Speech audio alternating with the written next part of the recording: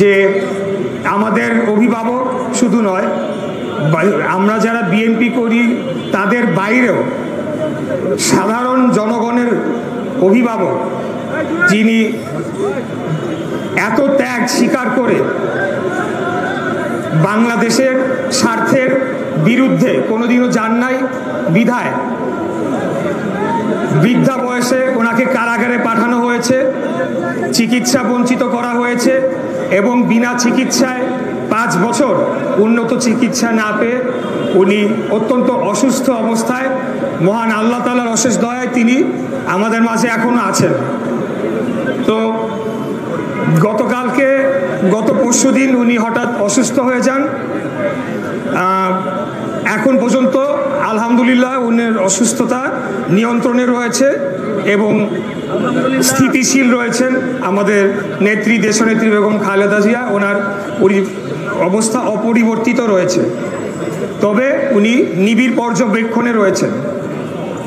তো আজকে যখন এই পরিস্থিতি, গতকাল রাতে আমার মনে হয় যে অনেক মানুষই আমরা ঘুমাতে পারি নাই, সবাই আমরা একটা অনিশ্চয়তা বা আমাদের মধ্যে একটা দুশ্চিন্তা কাজ করছিল। আমরা একে অপরের সাথে যোগাযোগ করছিলাম। এই বিষয়টা অতীতেও একাধিকবার কিন্তু আমাদের সাথে হয়েছে এই ধরনের। আমার যদ্দূর মনে পড়ে এটা 7ম ঘটনা হবে। আমাদের দলের ভারপ্রাপ্ত চেয়ারম্যান দেশনায়ক জনাব তারেক রহমান বিবিসির সাথে যখন ইন্টারভিউ দেন তখন তিনি এই বিষয়টি উল্লেখ করেছিলেন যে 6 বার সরাসরি মৃত্যুর মুখ থেকে মহান আল্লাহ তাআলার অশেষ দয়ায় আমাদের নেত্রী ফিরে এসেছিলেন। 1-2 বার আমিও উপস্থিত ছিলাম যখন ওনাকে হাসপাতালে নিয়ে যাওয়া হয়। তো আজকে যখন উনি এই অবস্থায়, তখন আমাদের মধ্যে আলোচনা হলো যে আমরা কি প্রোগ্রামটি করব।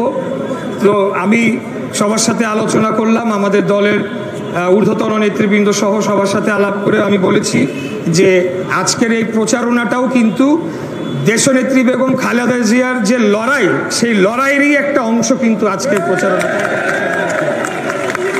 তবে আমরা কোনো ধরনের সাউন্ড সিস্টেমে গান অথবা যেটা খেলার মাঠে আমরা নিয়ে যাই ভুভুজেলা বাঁশি, এই ধরনের জিনিস, এগুলো আমরা সম্পূর্ণরূপে পরিহার করব।